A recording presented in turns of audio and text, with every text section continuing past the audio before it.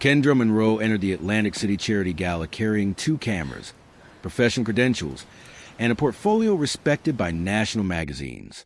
None of it stopped wealthy guests from mistaking her for hired service staff. One donor handed Kendra an empty glass without looking at her face. Another ordered her to find a waiter. Casino security examined her identification twice, while allowing less experienced white photographers to enter restricted areas without question.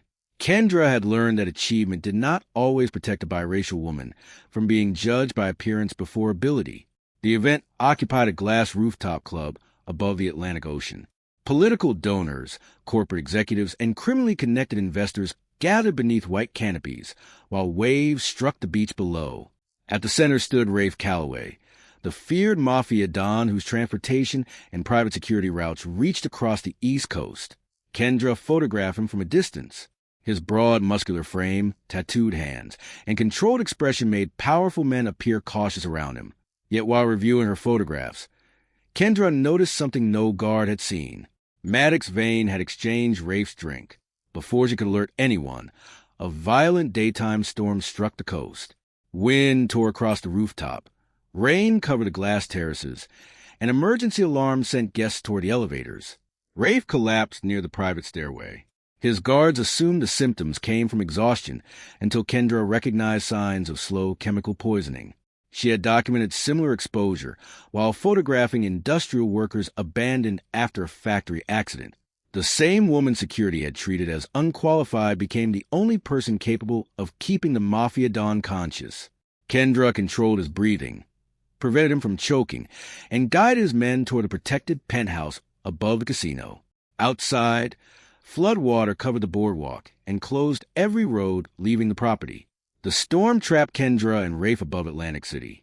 As the poison weakened, Rafe realized someone inside his organization had attempted to kill him, without soldiers, titles, or threats separating them. Kendra saw the exhausted man beneath the feared reputation. Rafe saw someone who would save him without asking for money, protection, or access to his world. Their attraction grew through silence, careful observation, and restrained physical closeness. By the time the storm softened, one intimate night had passed between them. While repairing the torn strap of her camera bag, Kendra unknowingly used Rafe's black onyx medallion as a temporary fastener. Before sunrise, she discovered an internal security order authorizing Maddox's men to detain the unidentified woman who had witnessed the poisoning. Believing Rafe had approved it, Kendra escaped through a flooded service corridor. Within hours, she abandoned her apartment, phone, agency, and public identity. Rafe awakened to discover that both Kendra and the medallion were gone. It had belonged to Sage Calloway, his sister, who had supposedly died 7 years earlier. Inside a roadside bus station, Kendra opened the medallion and found a miniature photograph of herself as a child standing beside Sage Calloway. The childhood photograph inside the medallion sent Kendra Monroe north before Rafe Calloway could find her. Using a temporary identity, she traveled into the Adirondack Mountains and hid inside an isolated wooden house once owned by Camille Brooks's family. Heavy snow covered the mountain roads, pine forest, and frozen lake surrounding the cabin. The bright, white landscape looked peaceful, but every vehicle moving to the valley felt like part of the empire searching for her. Camille arrived separately after receiving encrypted copies of Kendra's Atlantic City photographs. Together, they opened the black onyx medallion beneath a portable microfilm reader. The hidden film contained shipping numbers, worker photographs, handwritten dates, and 2 words repeated across several frames: Sage Protocol. Camille traced the numbers to transportation routes controlled by Calloway companies. The routes had carried migrant laborers, warehouse employees, and domestic workers who later disappeared after reporting wage theft, forced labor, and unsafe working conditions. Most victims were black women, undocumented workers, or people from families without money or political influence. Sage's investigation had been ignored because powerful institutions had already decided whose disappearances deserved urgency. The network did not need to hide every victim perfectly. It only needed authorities to care slowly enough for evidence to disappear. Kendra realized Sage had been investigating her own family's empire before her supposed death. Across the East Coast, Rafe ordered his soldiers to locate Kendra without harming her. Maddox Vane quietly replaced that command with an order allowing contractors and rival crews to recover both Kendra and the medallion by force. Hotels, clinics, highways, and train stations became part of the search. Rafe followed the medallion's old tracking history to the Adirondacks, but arrived without guards. Kendra assumed he had come to take the evidence and silence her. Instead, he showed her internal security records proving Maddox had issued a detention order without his approval. Rafe also admitted that the medallion could contain enough evidence to destroy the Calloway organization. Kendra refused to surrender it. His ignorance did not make his empire harmless, and protecting her now could not erase the people who had disappeared beneath his authority. Before the argument could deepen, armed vehicles entered the snowy property. Men surrounded the wooden house, while bright snowfall covered the frozen lake. Rafe broke open a rear exit and placed himself between the attackers and the women. He repeatedly left Kendra clear escape routes instead of forcing her into his protection. Kendra, Camille, and Rafe crossed the frozen lake as bullets damaged the cabin behind them. To prevent reinforcements from reaching the valley, Rafe surrendered one of his most secure mountain transportation routes. Near the opposite shore, Camille remembered a loose floor panel inside the cabin's storage room. They returned through an underground maintenance passage and recovered a second microfilm reader hidden by Kendra's missing father, Elias Monroe. The restored footage showed Elias standing beside a Finger Lakes vineyard only 6 months earlier. Sage Calloway stood beside him, alive. In the final frame, she handed Elias a file marked with Rafe Calloway's name and one word, murderer. The word murderer followed Kendra Monroe all the way to the Finger Lakes. She, Camille Brooks, and Rafe Calloway reached a secluded stone winery beneath bright spring sunlight. Green vineyards rolled toward a clear lake. Flower gardens surrounded the main house, and a waterfall disappeared behind the lower terraces. The beauty made the hidden purpose of the property more disturbing. Records showed that the winery had once belonged to a humanitarian foundation secretly managed by Sage Calloway. Beneath the wine cellar, Kendra discovered a reinforced archive filled with photographs, handwritten statements, employment records, and recorded testimonies from missing workers. Sage had preserved their identities before official systems could erase them. Many files belonged to black women, migrant laborers, domestic employees, and low-income mothers who disappeared after reporting abuse. Private security companies had labeled them unstable, transient, dishonest, or involved in criminal activity. Those labels became excuses for authorities to stop searching. The network survived because vulnerable women were treated as paperwork problems instead of human emergencies. Once an official record questioned their credibility, powerful employers were trusted more than the families demanding answers. Kendra found Elias Monroe's handwriting across the archive index. Her father had helped Sage copy financial accounts, document witness statements, and move threatened workers away from Calloway control routes. His notes showed that he had remained involved long after Kendra believed he had abandoned their family. Rafe discovered several transportation authorizations carrying his signature. He had signed them after inheriting the organization, believing they covered ordinary freight and private security transfers. Maddox had secretly attached witness removal orders beneath protected digital pages. Rafe had not knowingly approved the disappearances, but Kendra refused to let intention erase responsibility. A man with enough authority to move people across states also carried the responsibility to understand whose lives moved beneath his signature. His ignorance had protected the same machine that destroyed families. Rafe began freezing every route connected to forced labor and transferred hidden funds into emergency accounts for survivors. Camille copied selected files and transmitted them to independent journalists before the archive could be destroyed.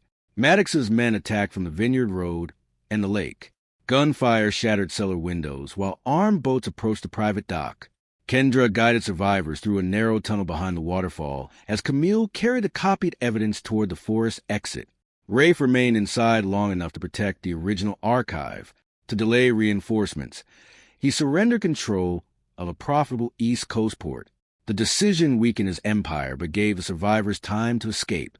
Inside Sage's private room, Kendra found updated transfer records showing that Elias had been moved to a horse estate in Kentucky. She also found a complete file marked murderer. It did not accuse Rafe of killing Sage. It accused him of signing the authorization that led to the death of Kendra's mother. The final page carried Rafe Calloway's genuine signature and listed Kendra Monroe as the next approved target. By the time Kendra left the vineyard, doubt had hardened into accusation. The documents bearing Rafe's signature seemed to confirm what she feared most. The man who had protected her might also have approved the destruction of her family. She drove south toward Kentucky alone, while Rafe followed several miles behind, close enough to intervene, but unwilling to force her back under his protection. The Calloway estate emerged beyond rolling green hills, white fences, clear streams, and fields filled with champion horses. Officially, it belonged to a charitable foundation devoted to preserving Kentucky breeding traditions. Wealthy families had praised the property for decades, never wondering what powerful people had buried beneath its beautiful land. Kendra entered through an abandoned wooden barn at the edge of the estate. Behind stacked feed containers, she found a steel door concealed beneath limestone dust. Its electronic lock responded to the black onyx medallion. A narrow staircase descended into natural caves beneath the stables. The passages opened into a hidden detention facility built directly into the limestone. Medical beds, surveillance rooms, sealed cells, and falsified patient records filled the underground complex. Former workers, political witnesses, and financial investigators had been held there under fraudulent psychiatric classifications, erased from society without trials or death certificates. The deepest chamber contained a man Kendra had mourned for years. Elias Monroe was alive. Confinement had thinned his body and silvered his hair, but recognition crossed his face the instant he saw his daughter. Kendra rushed toward him, overwhelmed by relief and grief so powerful that neither could fully exist without the other. Then Rafe entered the chamber.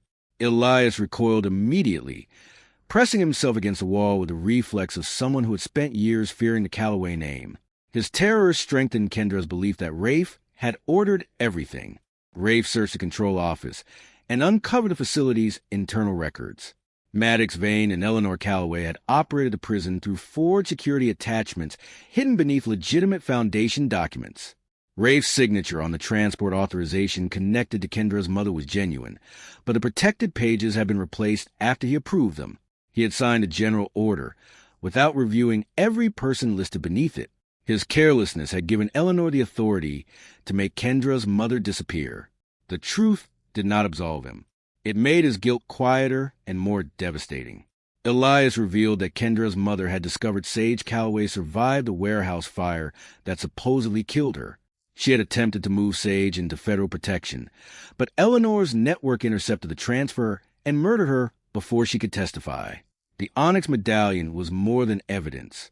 It contained a biometric key known as a crown record, capable of exposing every protected account, political partner, false identity, and secret prison connected to the Calloway Empire. Sage had placed it in Kendra's possession when she was a child because no Calloway would think to search her. Kendra had carried the Empire's greatest secret long before her night with Rafe. Explosions shook the chambers as Maddox's forces attacked the estate and ignited the barns above. Smoke poured through the ventilation system. Kendra, Elias, and the surviving prisoners fled through a limestone river cave, while Rafe remained behind to stop the guards pursuing them. Before entering the rushing water, Elias pressed coordinates for a desert observatory in Utah into Kendra's hand. Then he revealed the condition that could either expose the Empire or bind her permanently to its king. The crown record could only be opened with Kendra's fingerprint and Rafe's blood. The coordinates Elias carried led them west beneath the sky, so clear it made every threat feel exposed. Kendra, Rafe, Camille, and Elias crossed southern Utah through red rock canyons, desert arches, cactus fields, and long highways burning beneath the afternoon sun. Elias remained weak from years underground, yet he refused to stop. Rafe stayed beside him without asking forgiveness, while Kendra watched every movement with the caution of someone who had learned that regret did not erase consequences. Before they reached the observatory, Eleanor attacked from a distance. Fabricated reports appeared across national news networks, identifying Kendra as a thief who had seduced Rafe to steal Calloway financial records. Commentators examined her race, photography career, and working-class upbringing as though poverty were evidence of criminal intent. Authorities repeated Calloway's statements before reviewing a single document Kendra possessed. The speed of the accusation terrified her more than its cruelty. Society did not need proof when wealth controlled the databases people trusted. The abandoned observatory stood beyond a maze of sandstone cliffs, its silver dome weathered by decades of desert wind. Beneath the telescope platform, Kendra found a hidden biometric chamber designed by Sage and her mother. The onyx medallion fitted perfectly into a mechanical reader, surrounded by analog switches and microfilm reels.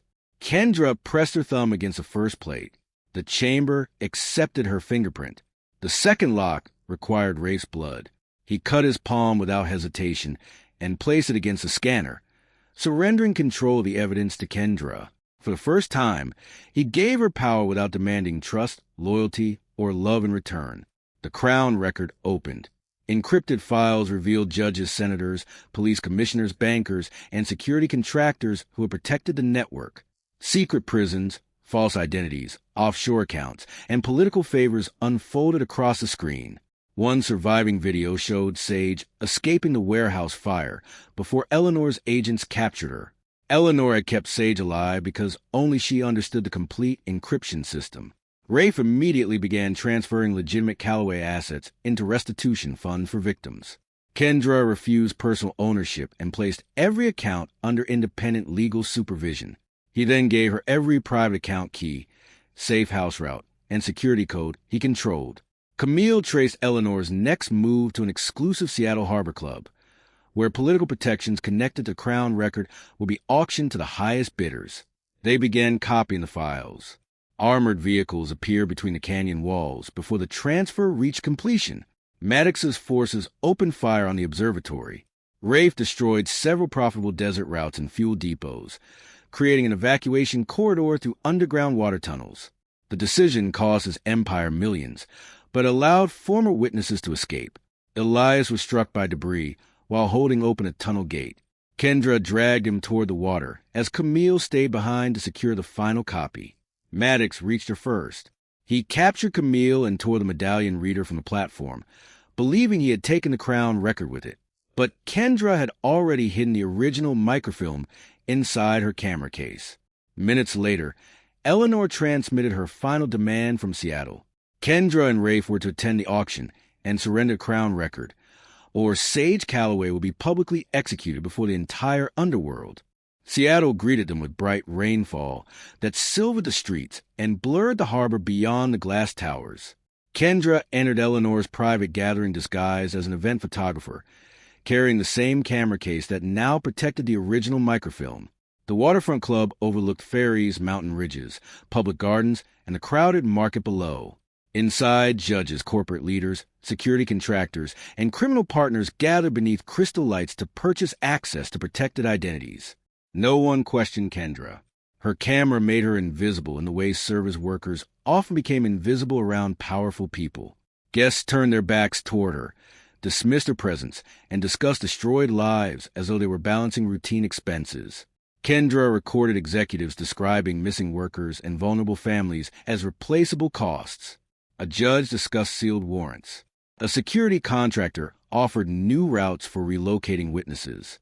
Several women near the balcony mocked Kendra's background, calling her socially unsuitable for Rafe because of her race, profession, and modest upbringing. Respectability, Kendra realized, was often only wealth wearing clean clothes. Beneath the club, Camille remained imprisoned inside a private archive chamber. Sage appeared on a live security feed from an unknown location, restrained beneath harsh lights, while Eleanor used her survival as leverage against Rafe. Then the harbor doors opened. Rafe entered publicly as the Calloway Mafia Don. He did not come to negotiate. From the center of the ballroom, he began dismantling every alliance connected to the Crown record. Accounts were frozen. Transportation privileges disappeared. Security routes were exposed. Evidence against judges, officials, and executives was released through encrypted channels. Several Calloway captains turned against him immediately. Ending the network meant destroying the political protection that had kept them wealthy and untouchable. While the gathering erupted into panic, Kendra slipped through a service corridor and descended into the archive level. She found Camille chained beside shelves of classified records and freed her using a key taken from one of Eleanor's guards. Across the country, Elias remotely transmitted portions of the Kentucky and Utah evidence to journalists. News alerts began appearing across the guests' phones, transforming their confidence into fear. Eleanor confronted Kendra through the archive monitors and revealed the last secret Rafe had kept. Before the Atlantic City Gala, he had investigated Kendra. Sage's hidden files had identified her as the likely carrier of the missing medallion. Rafe knew her name before their night together, though he had not understood that the medallion was already concealed inside her camera bag. The revelation cut deeper than Kendra expected. Another part of their connection had begun beneath surveillance, secrecy, and calculated interest. When she returned upstairs, Rafe did not defend himself. He accepted responsibility and publicly transferred the remaining clean Calloway assets into the Independent Restitution Trust. Before the transfer completed, gunfire shattered the harbor windows. Maddox's men stormed the club, giving Eleanor time to escape with Sage. Camille recovered coordinates hidden inside the execution feed, pointing toward an isolated glacier lodge in Alaska. The final transmission showed Sage beneath falling snow as a countdown marked her execution for sunrise. The coordinates hidden inside Sage's execution feed led north, beyond roads and settlements, into an Alaskan glacier valley washed in blue-white daylight. Kendra, Rafe, Camille, and the injured Elias approached Eleanor's mountain lodge through a frozen service tunnel beneath the property. Above them, bright snowfall-covered pine forests, a frozen river, and glass walls reflecting the surrounding peaks. Beneath that flawless landscape waited another secret prison built by people who believed beauty could conceal anything. They separated near the security junction. Camille accompanied Kendra toward the control wing, while Rafe searched the detention levels for Sage. Elias remained near the tunnel entrance, coordinating the incoming investigators and rescue teams. Kendra found the Crown record connected directly to government, banking, and identification systems. Eleanor had transformed it into a weapon capable of erasing every surviving witness.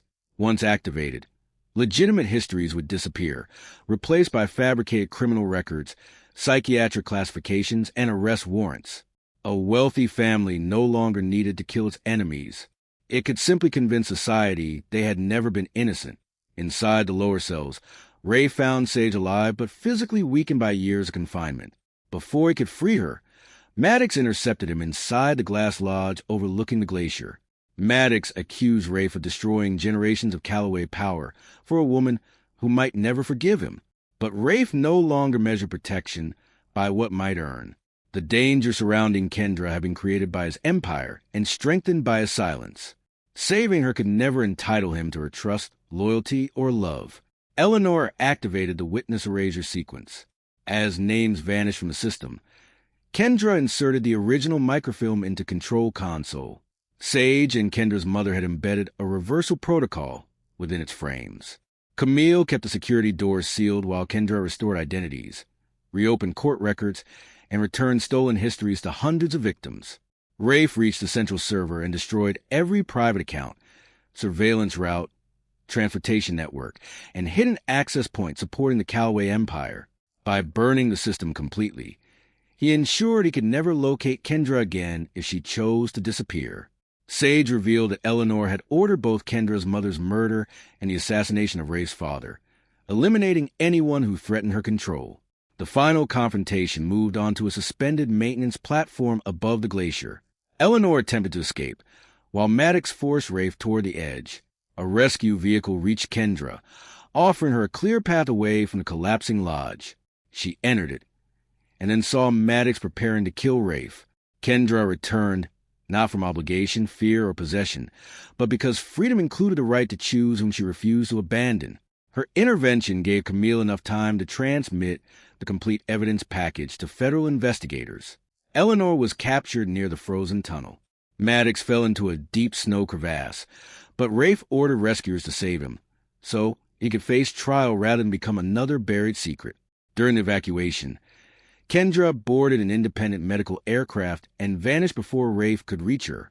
3 weeks later, Rafe received a photograph of Kendra standing beside an Oregon lighthouse, alive, free, and still carrying the onyx medallion. Kendra survived Alaska because Sage had arranged an independent medical aircraft beyond Calloway control. By the time Rafe received her photograph, she had settled inside a restored river estate near the Oregon coast, surrounded by evergreen cliffs waterfalls, rocky beaches, and the steady beam of a historic lighthouse. For the first time, Kendra stopped disappearing, not because danger had vanished, but because her real name finally carried evidence, legal protection, and ownership over her future. Rafe sent no guards, trackers, aircraft, or vehicles after her. Instead, he dismantled the remaining surveillance network, once used to locate people without consent. Private checkpoints disappeared. Stolen identities were restored through court orders, and former workers received restitution from the assets Kendra had placed under independent supervision. He cooperated fully with federal investigators and accepted responsibility for the organization he had commanded. Calloway hotels became temporary housing for displaced witnesses. Private clinics reopened as public medical centers. Transportation companies were transferred into worker-owned cooperatives. The empire that had once controlled movement now gave people the means to leave. Eleanor and Maddox faced public trials supported by evidence gathered by Kendra, Camille, Elias, and Sage.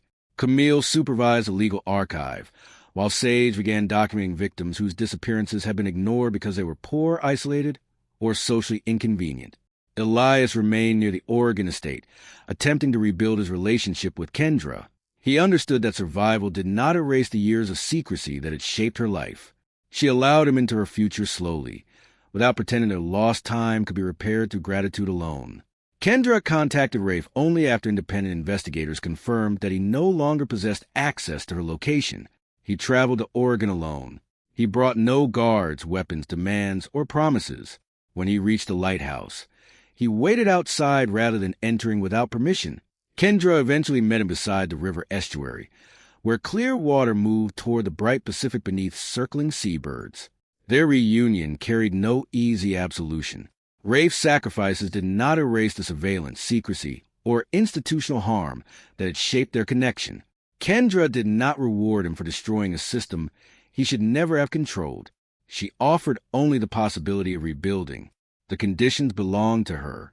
She would keep her own home, finances, photography career, and authority over the Restitution Foundation. Rafe would stand beside her as an equal, never between her and the world. Trust would be measured through time, transparency, and the freedom to walk away. He had not earned Kendra by finding her after she vanished. He had earned only the chance to know her by destroying the empire that once allowed him to search. Weeks later, Kendra restored the damaged silver setting around the onyx medallion. A faint seam appeared beneath its inner frame. When she pressed it, a second hidden compartment opened.